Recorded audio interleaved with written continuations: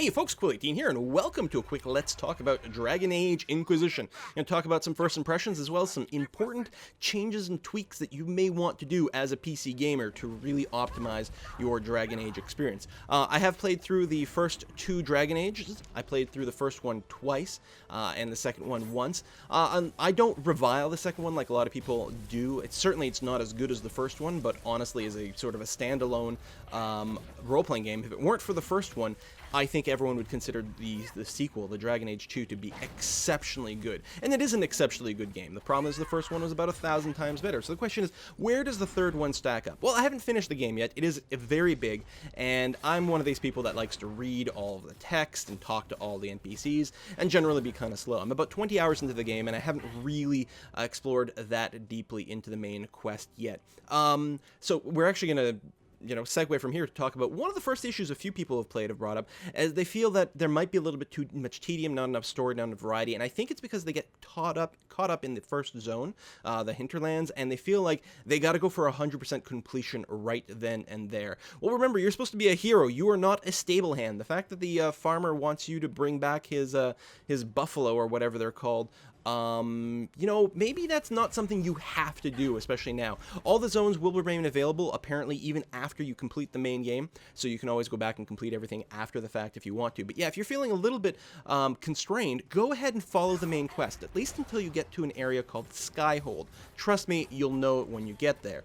And at that point, you'll have unlocked several other characters for your party and really discovered, some pretty compelling plot stuff, but also Skyhold itself, and I'm really trying to avoid spoilers in this, Skyhold itself is tremendously exquisite and will really make you feel like you're an important part of a very large world. And I think it makes the game a lot more compelling at that point. The other thing you'll note in the hinterlands, like if you just stay in that one zone and you try to do everything, you'll run into some rifts and, say, a dragon, like the one that I'm fighting in this video, that is about level 12, and the dragon is not even like a standard level 12 opponent. It is a beast of an opponent, and that's sort of the game's way of telling you you're not supposed to be able to do everything in the first zone right off the bat. So go ahead and do other things. All right, with that out of the way, we're going to talk about a few tweaks that, as PC players, we probably want to do. I will note that there are two completely separate control schemes and UIs in the game. If you do have a controller plugged into your computer, you can go into the options and select the controller as your input method. And what it'll actually do is modify the user interface. You'll get the sort of pie chart pop-up menu, I don't know how to refer to it, the command wheel, I guess, that console players will get. And it is a perfectly fine and good interface. If you do like playing with a controller, it is a very, very good interface. They have done a really good job of it that way. But of course, as PC gamers, we want to use the mouse and keyboard. So how does that stack up? Well, again, you do get a different user interface. The menus, your inventory management, your spells, all kinds of different things like that do work differently once you're in mouse and keyboard mode. I do feel like a lot of the sort of fonts and things are quite large, and so you don't see a lot of items on the screen all the time. Similar problem that you might get out of the box in Oblivion or Skyrim and a variety of other games like that, where it's like, well, this was sort of meant to be played on a TV maybe across the room or something, I don't know. And some of the inventory management with like the tooltips and things is certainly a little bit awkward. There's no doubt about it. You do sort of get used to it, but it's not as convenient as it really could be. Like, just give me something that's like a spreadsheet and I'll be totally happy with that. So that is one thing. The other thing is I found that the default movement keybinds were a little bit awkward. By default, the WASD, the A and D key rotated you instead of strafing, and the Q and E did the strafing from side to side. If you do hold down the right mouse button, you go into mouse look mode, and at that point the A and D do strafe from side to side. Personally, I found it a lot more comfortable to rebind the keys so that the A and D strafe all the time. Also, this ties into some of the other keyboard shortcuts. For example, the F key is what you use to activate things. It might be your reflex to go and try to right-click on items to interact with them, and that certainly works, but unlike other Dragon Ages and other RPGs, you can't right-click on something that's far away and have your character walk to it automatically, which actually makes me incredibly sad. I'm not 100% sure why that wasn't included in the game. But anyway, as a result, a lot of people were saying, like, it's kind of awkward to click because you'll try to right-click and you're slightly out of range, so then you have to scooch up a little, right-click some more. Whereas if you use the I guess the use key, or the interaction key, which by default is bound to F, I actually find it works a lot better, because you can tap F when you're near something to loot it or interact with it, same as right-clicking. But because of its position, it's slightly easier to sort of walk up to something while tapping the interact key, and as soon as you get into range, then you'll interact with it at that point. And it's just slightly more comfortable, I think, especially if you're holding down the right mouse button to keep mouse look activated all the time. Personally, I rebound the interact key to E so that I have to stretch slightly less. And speaking of key that you need to stretch a lot for, the V key, which is the default key for searching, that's a whole other mechanic that's sort of kind of been maligned. What I suspect is that it started off... So, okay. There are treasures scattered in the world, like, you know, special collectible loot or quest items or that sort of thing. When you get near it, there'll be an audible tone and your mini-map will start to pulse. At that point, if you hit the V key, you'll get this sort of like radar pulse that goes out from your character, and you'll get a little indicator showing you which way this sort of special treasure might be. And I think that's a great feature, and I suspect people came up with that first, and then they decided to sort of retroactively apply that to all looting and collecting and interacting with everything in the world. So whenever you hit the V key, it sends out this pulse, and anything you can loot or harvest, or a ladder you can climb, or a door you can open, you'll get a ping if there's one of those within range, and they will all glow slightly. Although there'll be no indication at your feet at what direction they might lie, so you sort of have to like keep doing 360s to be able to figure out what the hell just pinged your radar. There's no actual cost or anything to that to doing the search, so you find yourself, as you're running anywhere, constantly hitting the V key, again the default sort of search key, to ping, ping, ping, ping, ping to see if you might see anything.